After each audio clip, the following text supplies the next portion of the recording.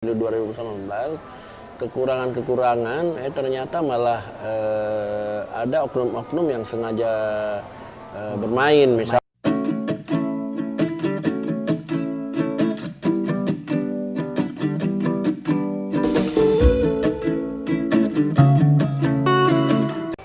Teman-teman penyelenggara, ketemu lagi dengan saya Gunawan Masar, anggota KPU Makassar, Divisi Teknis Penyelenggaraan. Ya. Kita ketemu lagi tentu saja di program Nope, Notula Pemilihan. Jangan lupa like, comment, subscribe-nya, kemudian bunyikan loncengnya supaya update-update-nya tetap kita dapatkan ya, sebagai bekal kepada teman-teman penyelenggara untuk 9 Desember 2020 ya, panduan mengenai pemungutan dan penghitungan suara. Kali ini saya bersama Pak Ahmad Rahim ya. Nah, ini kita mendengarkan suara dari bawah ini. Ini anggota PPK, Panitia Pemilihan Kecamatan di Kecamatan Talok, Pak Ahmad ya. Nah, ini Pak Ahmad sudah bersama kita ini. Beberapa hari ini juga sibuk dengan simulasi, kemudian sibuk dengan BIMTEK ya, sibuk dengan kegiatan-kegiatan kita yang memang sekarang lagi padat-padatnya ya. Benar, Pak. Kemudian kecamatan juga ini harus mulai bersiap-siap menerima logistik logistik yang tidak lama kita turunkan ya. Bagaimana Pak Ahmad, sehat ya? Alhamdulillah sehat ya. Ini kita ingin mendengar nih sebenarnya aspirasi-aspirasi dari bawah sebenarnya ya. Tapi sebelumnya saya mau masuk dulu yang soal logistik tadi. Kalau di Talok gimana persiapan logistiknya? Persiapan menerima logistiknya maksud saya. Sampai saat ini kita sudah kerjasama dengan pihak sekretaris camat. Ya. Mereka sudah berkoordinasi dengan pihak-pihak terkait bahwa akan menyediakan gudang untuk penyimpanan. Gudang untuk penyimpanan kotak suara dan logistik yang lain ya. Dan ya alhamdulillah kami sudah ke sana dan memadai. Ya. Dan kebetulan juga dekat dengan sekretariatnya ya. Kita memang di Makassar itu membutuhkan selain juga mengidentifikasi ya, semua kecamatan-kecamatan yang siap penyimpanannya untuk menampung logistik kita. Makanya kita sekarang pusatkan di Triple C ya.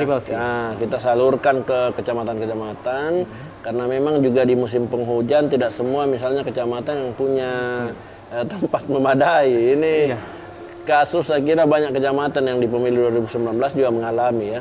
Kalau di Talok gudangnya nggak bocor-bocor kan Pak Ahmad ya? Insya Allah tidak bocor karena ada memang beberapa alternatif lain. Ada ruko juga, ada juga lumayan gudangnya luas.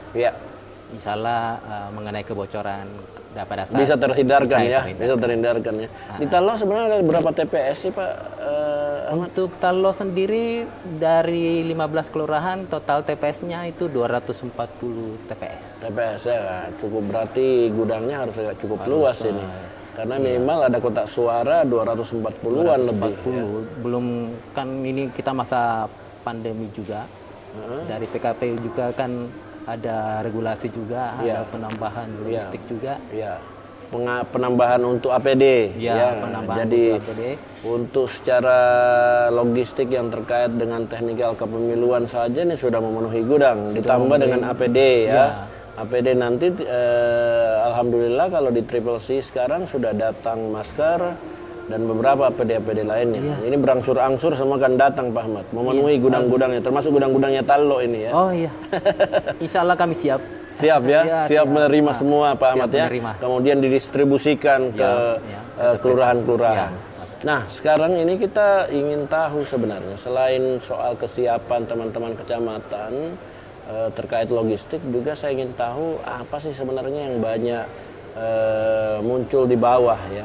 Misalnya khusus di tingkat PPS, KPPS, hal-hal yang terkait pemungutan dan penghitungan suara. Apa-apa yang selain BIMTEK sebenarnya sudah kita lakukan ya, tapi pasti kan masih ada misalnya pertanyaan-pertanyaan yang muncul di tingkat bawah. Ini Iya. Pak Ahmad kehadirannya ini mewakili sebenarnya mewakili. semua penyelenggara ad hoc yang ada di Makassar. Saya hadirkan khusus di sini supaya kita bisa mengetahui juga apa yang menjadi suara-suara di bawah kira-kira yang banyak, khususnya di Kecamatan Talok, Pak Ahmad. Kalau saat ini untuk Kecamatan Talok sendiri, pada prinsipnya kami bermasalahan soal pada saat memilih di TPS kan itu di PKPU kan KTP yang berlaku yang bisa diterima pada mencoblos Ya, itu adalah KTP elektronik dan surat keterangan perekaman. ya, Nah,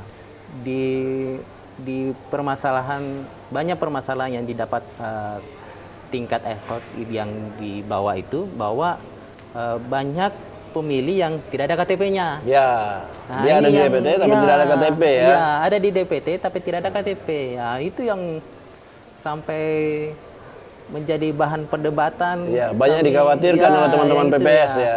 Jangan sampai mereka datang tidak ditolak sama KPPS. Ya, tapi mereka nekat karena Iya. mereka ada di DPT Ya, namanya iya, ya. ada di DPT, ada surat undangan, C pemberitahuan, Ya, tapi tidak bawa KTP. ya. Nah, Ini juga keresahan KPPS Ya, ya, ini KPPS, keresahan PPS. Iya. Karena nyaris memang di tiap BIMTEK itu selalu ditanyakan. Betul, Pak. Pada dasarnya memang begini Pak Ahmad. Pada dasarnya apalagi sekarang PKPU 18 sudah Ya, keluar sudah ya. keluar.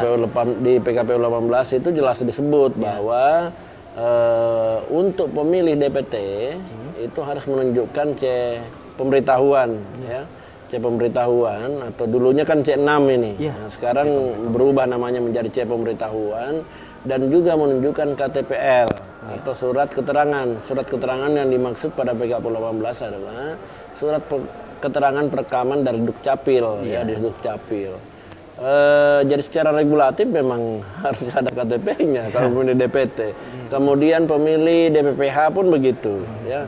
A5 harus membawa A5, kemudian bersama dengan KTPL, menunjukkan KTPL.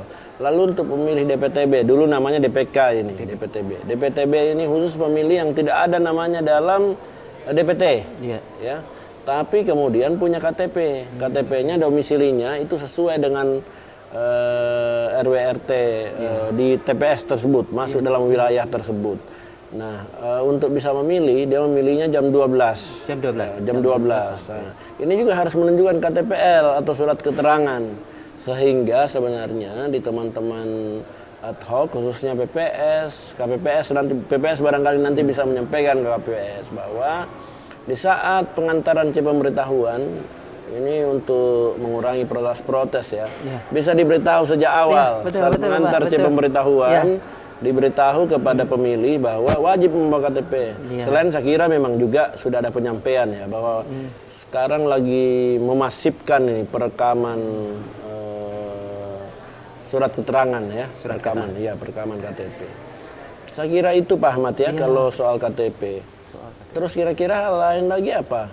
Yang hal lain lagi yang saya lihat itu di kekhawatiran teman-teman soal logistik. Logistik ya? Pada saat di TPS itu kekurangan surat suara. mungkin. Ya, kekurangan, kemudian terlambat datang. terlambat datang. Terlambat datang. Saya kira ini sama-sama upaya keroyokan kita ya. Sekarang alhamdulillah logistik yang tiba sudah sekitar 30% lah. 30%. Ya, sudah termasuk pada logistik dasar ya, juga logistik APD. Ya, itu juga sudah berdatangan, berangsur-angsur datang. Kita berharap semoga cepat semua datang ini sehingga distribusi juga di teman-teman kecamatan itu segera kita lakukan di 15 kecamatan. Untuk 14 kecamatan saya kira akan bergelombang ya, bertahap kita distribusikan. Sementara khusus untuk Kepulauan Sangkarang. Jadi di Makassar kita punya satu kecamatan yang memang kepulauan dia. Ini dikumpul dulu semuanya logistiknya, baru kemudian dipasok Pak Ahmad ya, harus dipasok bersamaan karena diangkut pakai kapal dia. Iya. Diangkut pakai kapal. Kalau untuk Sangkaran nanti kotak suaranya tidak langsung tidak sudah dirakit, dia masih dalam bentuk dalam bentuk belum dirakit ya. Ya, untuk memudahkan dia pengangkatannya. Iya, betul. Jadi mudah-mudahan kita berdoa lah, mudah-mudahan segera. Kemudian saya kira sudah ada sistem juga yang dibuat oleh teman-teman di bagian KUL ya, keuangan umum dan logistik, mengenai format dan juga pengaturannya agar tidak ada lagi kecamatan yang merasa kurang. Misalnya 1 kali penyerahan itu harus betul-betul dicek kebutuhannya berapa.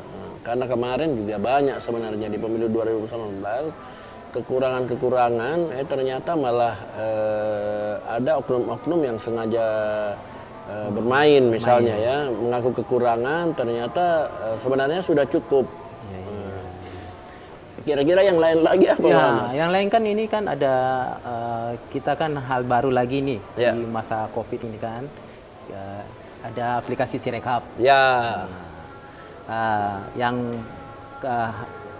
kendala utama kami, pikiran kami, kekhawatiran kami pada saat hari H kota atau istilahnya jaringan tidak memadai. Kotanya habis misalnya ya. Ini kayaknya betul-betul aspirasi dari bawah ini Bapak ya.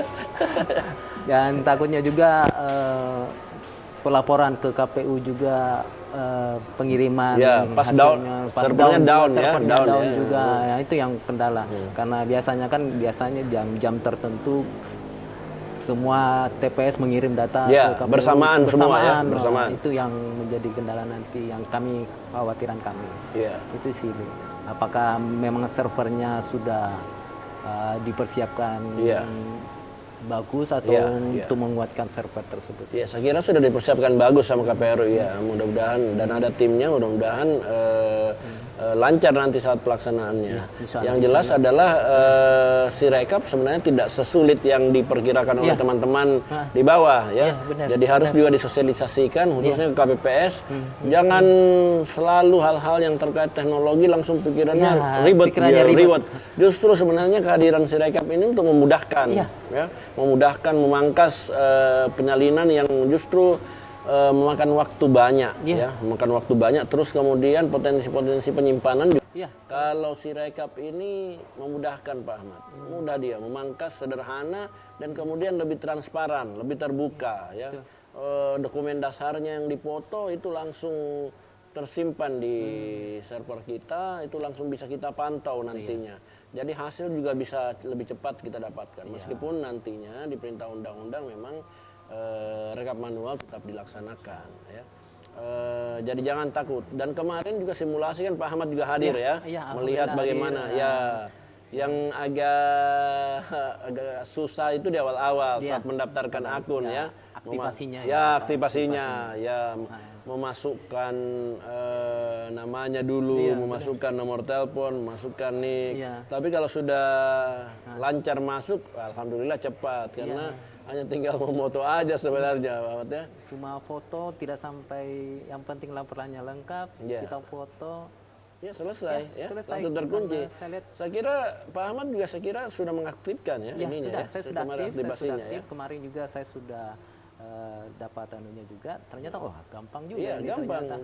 Tidak rumit ya. Tidak rumit, hanya memoto dan sebagainya, sehingga kalau terkunci selesai ya. Men-share ke PPS, kemudian juga kan kemungkinan untuk di-share ke saksi itu tidak perlu ya, karena ada salinan manual nanti yang akan dikasih ke saksi. Terus Pak Ahmad ini mengenai pemilih juga, bagaimana misalnya di bawah ini kan pemilih ya banyak yang kita dengar lah, misalnya di tingkat kota juga banyak kita dengar warga setiap kali turun monitoring kita mendengar banyak warga yang khawatir misalnya ke TPS ya. Keluhan-keluhan itu juga muncul ya. Betul Pak, karena ada banyak rumor bahwa kalau kita ke TPS itu kita direpit. Ini harus ini yang harus diluruskan sama teman-teman PPK, PPS ke KPPS. Jangan khawatir ya, direpit juga tidak. Yang direpit yang benar adalah yang direpit kemarin anggota KPPS. Sebelum pelantikan ya, direpit terlebih dahulu. Kemudian juga sudah direpit, Pak. ya sudah rapid juga ya. Kalau saya sudah di swab saya swab, beberapa Pak. kali. Ya. Kemudian soal pemilih tidak usah khawatir ke TPS karena di TPS kita betul-betul menerapkan protokol COVID ya. Makanya saatnya pemberitahuan juga di situ kan sudah tertera ya, keharusan untuk bawa masker, bawa alat tulis, kemudian memakai APD, KPPS juga pakai masker, pakai face shield. Itu justru KPPS-nya dilarang buka masker nanti sepanjang di TPS itu. Pak Ahmad kan kemarin juga waktu simulasi jadi anggota KPPS ya. Anggota KPPS. Tangannya kuat pakai kaos tangan sampai selesai Pak Ahmad ya. Aduh, berkeringat, Pak. Berkeringat ya. Ya mudah-mudahan inilah ya. Mudah-mudahan lancar lah kita. Ya, terus Pak Ahmad ini kan bisa dibilang inilah minggu-minggu tersulit kita. Tersulit dalam artian terpadat ya. Terpadat, apa segala macam. Ini bagaimana cara Pak Ahmad bagi waktunya? Dan Pak Ahmad juga pekerjaannya di luar kan ada itu. Itu bersamaan dengan kerja-kerja di KPU sebagai PPK Kecamatan Tallo. Cara membaginya seperti apa? Kalau membaginya sih kan kalau di pekerjaan ini kan tidak ada istilah jam kerja. Tidak ada ya. Kalau perlu malah saya istilahkan ini KPU saat ini istri pertama. Istri pertama ya Pak Ahmad ya. Luar biasa ini. Nggak bisa lagi kalau lebih banyak, bahkan kalau bisa dikatakan lebih banyak ketemu orang teman-teman PPK dibanding istri sendiri ya. Istri sendiri. Berarti bisa dimarahin ini Pak Ahmad ini sama istrinya nanti benar. Ya, berarti harus diberitahu juga istri ya, bilang betul. Mohon maaf kita sekarang lagi tugas negara ini ya. Kalau sudah pemilu baru betul-betul seutuhnya lagi dimiliki oleh istri Pak Ahmad ya. Iya. Ya, kan ini Kalau anak tidak mengeluh Pak Ahmad. Alhamdulillah tidak. Istilahnya yang penting kita quality time sedikit. Ya, quality time-nya ya. Quality time sedikit. Jadi kalau ada waktu jeda jalan-jalan sedikit ya. Tapi untuk jalan-jalan mungkin susah. Susah juga jalan-jalan ya. Minimal ke mall barangkali ya teman. Minimal ke mall, kalau bisa jalan ya 1 jam 2 jam lah. Sulit juga berarti sulit, Pak, tapi kan tidak lama lagi nih. Tidak lama lagi. Mudah-mudahan nanti lancar pelaksanaan pilkada kita 9 Desember dilanjut kemudian kan teman-teman kecamatan pasti masih sibuk rekapitulasi ya, rekapitulasi. Sudah betul-betul tuntas semua penetapan, lalu kemudian mungkin baru bisa bernapas lega Pak Ahmad ya. Oke Pak Ahmad, terima kasih sudah hadir ya di obrolan kita. Ini juga dinonton oleh teman-teman penyelenggara. Ini juga sekaligus sebenarnya mewakili suara teman-teman penyelenggara di bawah. Terima kasih teman-teman semua penyelenggara yang sudah nonton. Demikian obrolan kita. Sekali lagi saya ingatkan jangan lupa like, comment, share paling penting juga ya, dan subscribe lalu bunyikan loncengnya supaya update-nya tetap bisa diikuti terus ya. Terima kasih teman-teman. Assalamualaikum warahmatullahi wabarakatuh. Waalaikumsalam warahmatullahi wabarakatuh. Mustian ini.